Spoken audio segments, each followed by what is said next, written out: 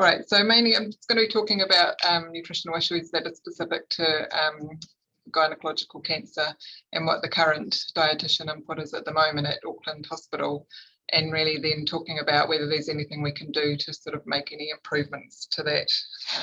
That would be what I'm planning to do. So first of all, we're starting with talking about cancer-related malnutrition, and I think it's pretty well accepted that patients with cancer are at high risk of malnutrition because of the disease burden and also the treatment side effects often. So some of these women would have come from having chemotherapy, and which would obviously have treatment side effects. There's also systemic inflammation, anorexia, and then there's tissue breakdown, which can result in weight loss, and then a change in body composition, and then reduced physical function. And then also on top of that, we've got surgery, which is creating metabolic stress and protein loss, and then increased demands for healing.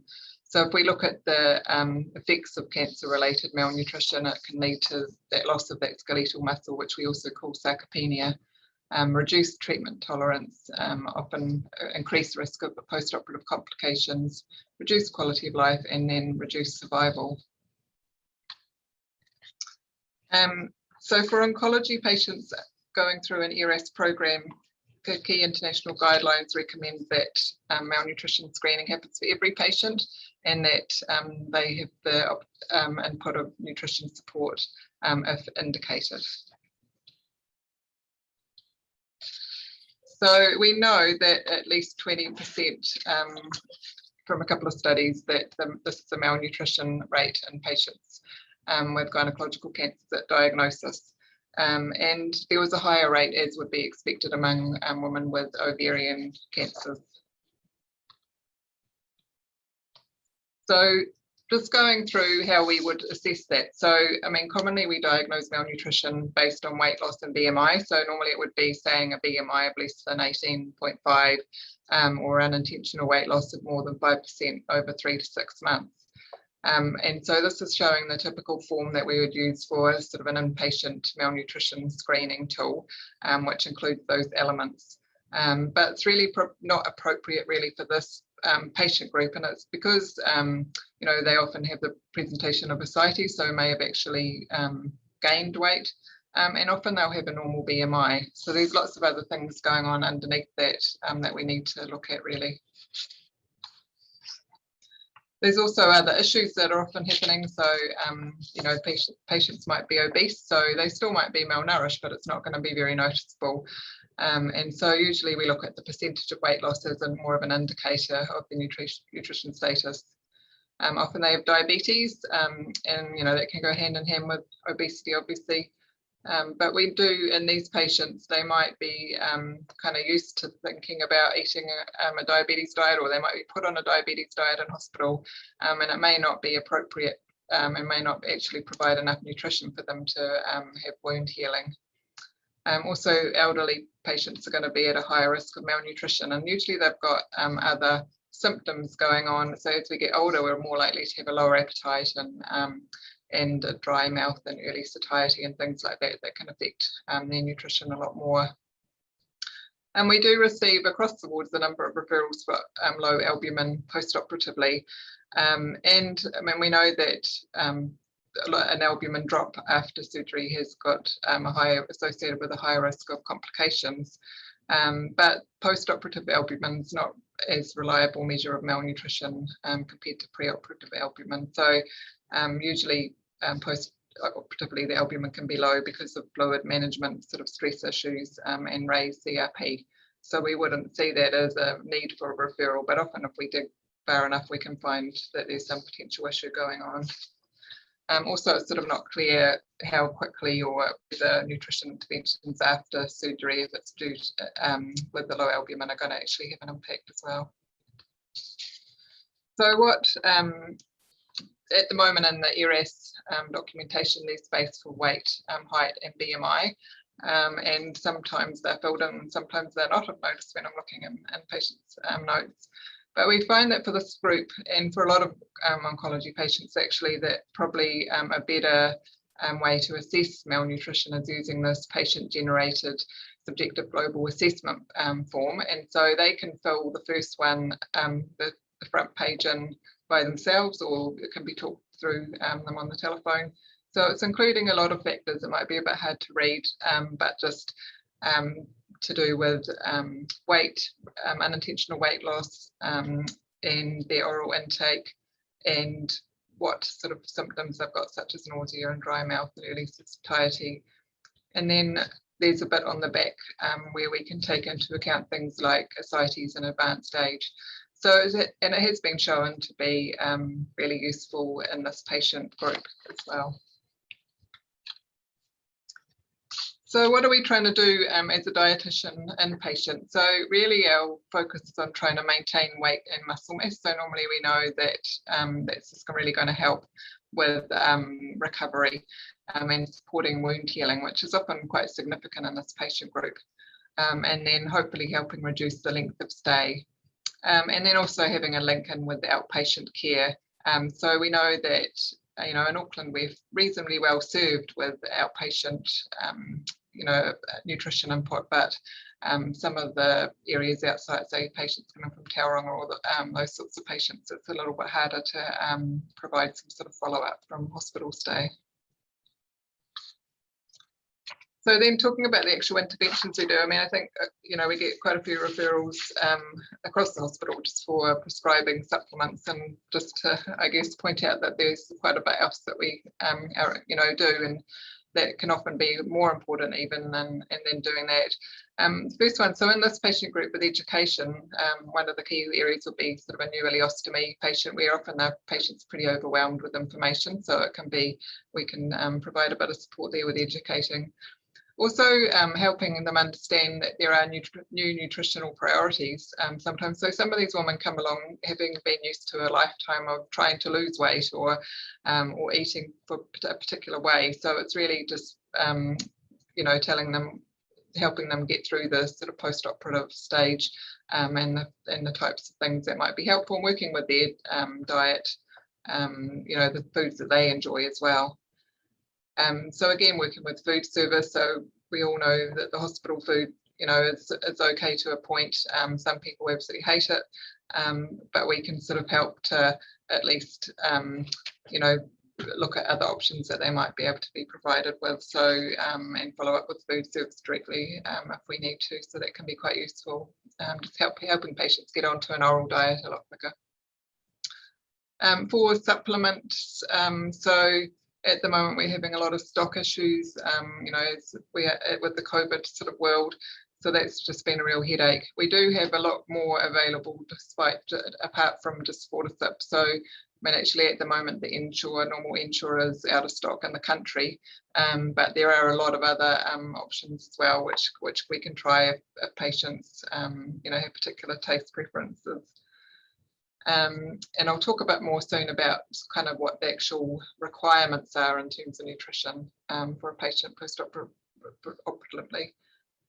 Enteral feeding, we've probably only, and I've been working on Ward 97 for 3 years, and I think we've probably only had enterally fed a couple of patients, and it has been quite useful in those patients, but probably not something that we use very often. But there's no reason why we don't, we're definitely open to using that if needed.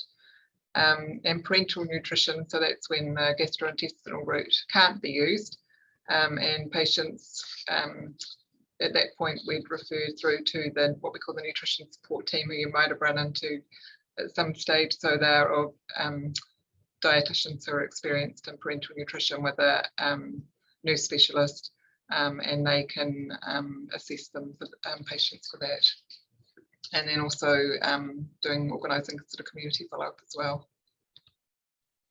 So yeah, I thought I'd just talk about what sort of how much nutrition people need post-operatively. So what the studies sort of show 2 grams per kilogram per day protein and 25 to 30 kilocalories per kilogram per day in terms of energy. And that's higher than what it is for a healthy adult for obvious reasons. So I just thought to give an example of a 70 kilo patient. So if, looking at the sums of that, it would mean that's how many Fortisip they would need to get through if that was all they were having. So, obviously there's, they need to be eating pretty well, plus having supplements often to be getting what they need. So yeah, it is, even if often we sort of see the notes and see that the patient's eating well and they might be having one portisip and a few bitefuls of meal here and there, but it's actually not going to be anywhere near what they need. So I just had a few thoughts about how we could improve nutrition input. So I guess it's bearing in mind that there's no ring-fenced FTE at the moment for dietitians in maternity or in gynecology. And I would probably estimate that the amount that we're spending or have to spend at the moment is probably about 0.1 FTE. So probably about 4 hours a week is probably what we've got at the moment, which is not a lot. But obviously, in the future, there would potentially be the ability to make a case for having, say, a dedicated amount of time. And I know that they do have that for a lot of different surgical areas. So the first one I would say is sort of having early referrals. So for the time frame that we're looking at to see a patient is we've got 2 days from in our sort of service agreement to see patients who aren't being enterally fed, and 1 day for those who are being referred, say, for enteral feeding. Lots of other factors around that, but so I mean, I do prioritise the patients on that ward because I know that it's really important that they have really quick nutrition input, but it definitely helps to have those referrals sooner rather than later. A couple of things I thought about it, is whether we could add that the patient-generated SGA form into the pre-admission clinic, and that might be a way to at least try and get more of an idea of what's been happening with this patient outside of just looking at their BMI. I'm sure we probably do it sometimes, but definitely consider supplementing malnourished patients pre-op is going to be really helpful. In other areas, I know for head and neck surgery, say they send through the surgical list each week to the dietitian, so that might be another thing that could benefit, just for us to be able to scan and see who we think might be most at risk, and that we need to keep a close eye on. I guess the red flags for early interventions would be ILS. Anyone basically where we think there's going to be more than 5 days of having low or no oral intake, they're the people that we sort of really want to get onto quickly. And then post-op, some areas do include in the ERS having regular nutritional supplements, so that's something that could be done. It's just adding that as a given, and then we could see people if that's not tolerating that or if that's not working. And then regular monitoring is really important. So often we'll get a referral with no weight, and so I always ask for one, but it's something that really ideally should be done as soon as we can do it on the ward. And then keeping food charts. So especially for people who aren't, English isn't their first language, or they're very fatigued and they're going to be having trouble remembering what they're eating. And also sometimes to motivate patients. So we have one actually on 97 at the moment who I'm sort of getting her to fill in her own food chart and trying to get her to move along, and just as a way to try and motivate her. And then fluid balance, obviously, is important for, say, neuroileostomies and things, particularly from my perspective anyway, and I know for the doctors, really important. So I thought I'd just do a case study of someone that I saw recently, and just to sort of, I guess, show a few points. So this is a 49-year-old Māori woman who was from outside of Auckland, and had an incidental finding of pelvic mass after admission for severe iron deficiency anemia. She went through the MDM on the 2nd of March and her BMI was 25.3. Pre-admission phone call where no weight or BMI was recorded, and then she had surgery on the 8th of March. So that was staging laparotomy with radical hysterectomy, BSO, and extensive dissection, including para-aortic and intercable lymphadenectomy. And she had a lot of blood loss because there was a vascularized mass requiring extensive dissection, and she needed a DCCM admission. So on the 10th of March, she was referred to the dietitian because of a chyle leak. And when I talked to her, so her usual weight was sort of 75 to 77 kilo, which she thought was sort of before Christmas.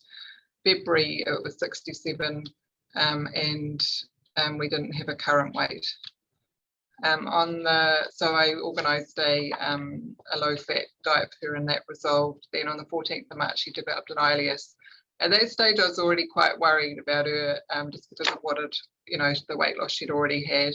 And so I mentioned in the notes that it would be good to refer to the nutrition support team, who are the people who organise PN, and that was done really quickly, which was great. So she was started on PN. And at that point, her weight was 60 kilos. So she'd had an enormous amount of weight loss over the last 3 months, which wouldn't have really been obvious from her BMI. On the 8th of March, she started on pre-oral fluids. And then on the 20th of March, the parental nutrition stopped, and then she was discharged on the 21st of March. So yeah, I think it was just good getting on to things quickly once we kind of knew what was going on. And I do feel that having the parental nutrition helped with that discharge of that woman who could have been floundering away for quite a long time. And she's still fairly young, and hopefully that's been helpful with her recovery. Then I sort of talk about sort of potential future developments. Some of them may or may not happen, who knows. So pre-op carb loading, which you already do as part of ERS, but I'm sort of unclear whether patients outside of Auckland get that, and sort of how much they're getting at the moment. At the moment, it's not given to patients with diabetes, but I wonder whether, there are some studies starting to come out saying that it could be helpful in patients with diabetes without delayed gastric emptying. So hopefully, it's potentially the group that would benefit the most. So hopefully there'll be more sort of evidence around that in the future. Chewing gum and coffee, I think there might have only been one study of coffee, but chewing gum there were a few. And I think some have found helpful and some have not found it helpful, but it might be that other parts of ERS are actually helping with the prevention of ileus, but more than those interventions. But I'm sure we'd all quite like to see a coffee station on Ward 97 anyway, regardless, would be great. So prehabilitation, so that prepares patients for cancer treatment just by optimising them. So through exercise and nutrition and their mental health. And I think it's been promoted as a way to improve treatment effectiveness and prolong survival. So I was involved in the nutrition part of a feasibility study at ADHB in 2020, so around about the time of COVID, which caused quite a few issues. And that was in patients with colorectal cancer before surgery. So what they did is went through high intensity interval training that was went with the exercise physiologist. They had physio input, they had a health psychologist, they had me give input around nutrition, around the exercise, plus just general to optimise them before surgery. So it was a pretty small study, really more about the feasibility of how it would actually work in the DHB. And I won't go into sort of the full details, but there did seem to be some improvement in patients' fitness, and it was really well accepted. The main concern, I guess, I had, and I've seen it in the literature as well, is that there are some equity issues, and that it was quite obvious that some of this, say, Māori man who worked 2 jobs, who just couldn't get into any of the appointments, and it just worries me that the people that potentially are more able to come in for the appointments or have more support are actually then going to benefit more from it, and then causing more inequity. So those sort of issues I think would need to be worked through.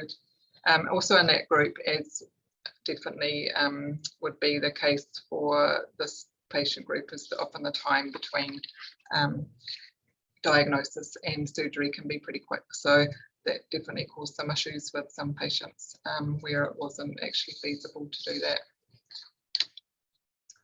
And then immunonutrition, so there are sort of more studies coming out around having glutamine and arginine and omega-3 fatty acids just before and after surgery to look at reducing wound infection and length of stay.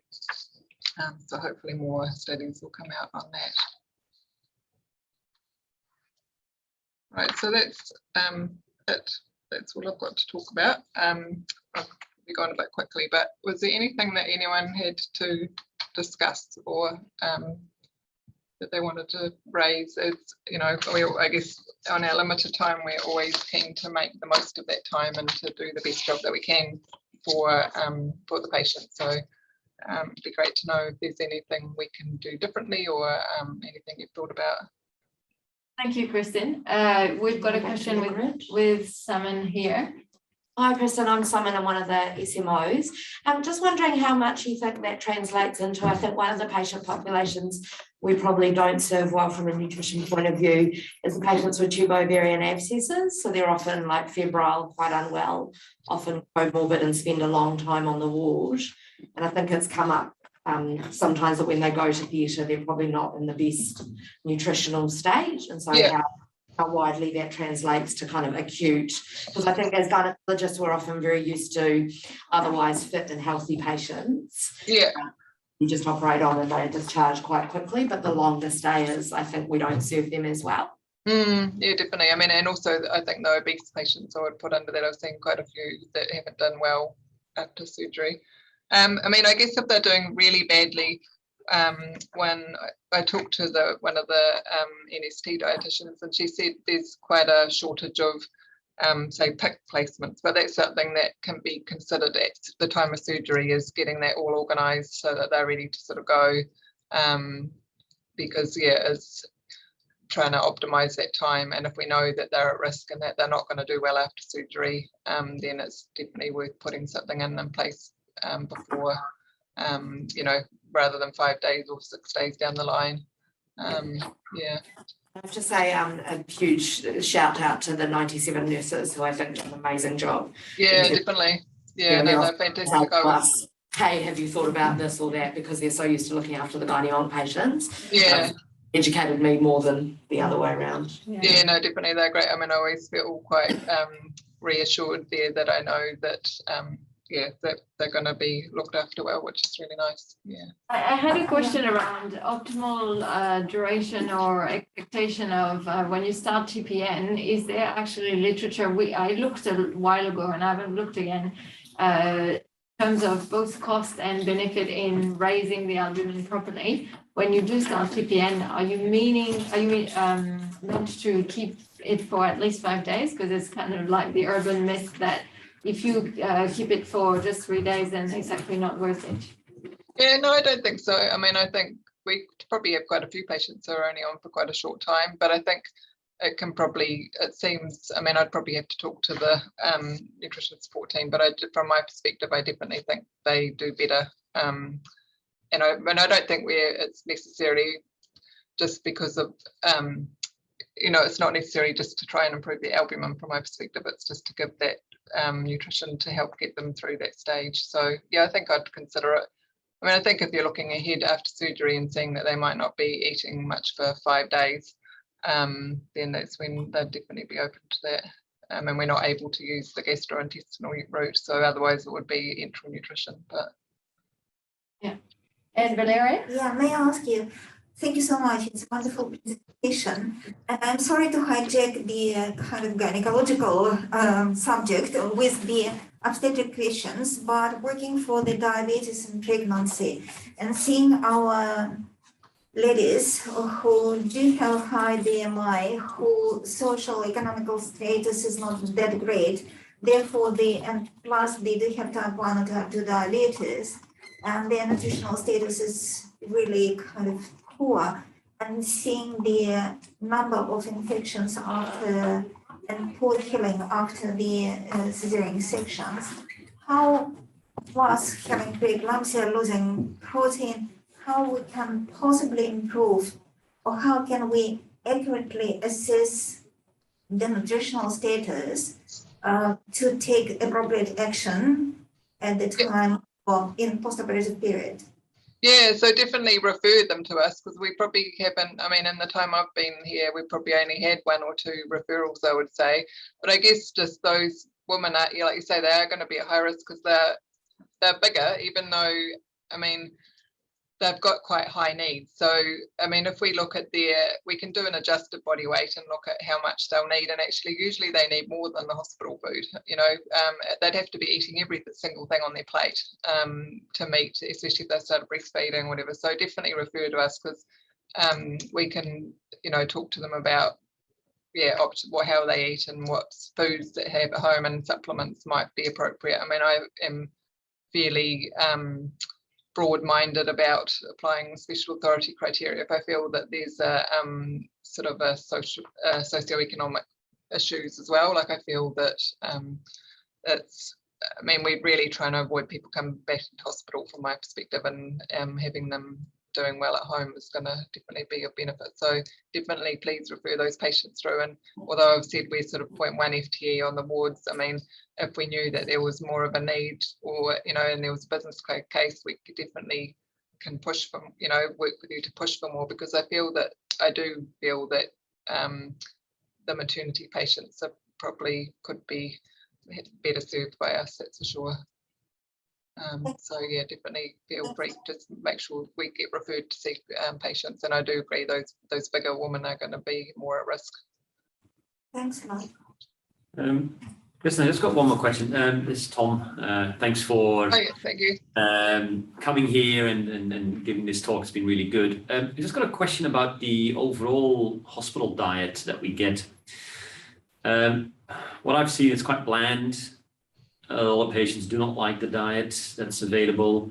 Is there any, because our population is quite ethnically diverse, is there any thoughts, or is there any kind of programs put into the making the diet more ethnically diverse, or having options for patients to choose different diets? Would that be beneficial for the patients, number one?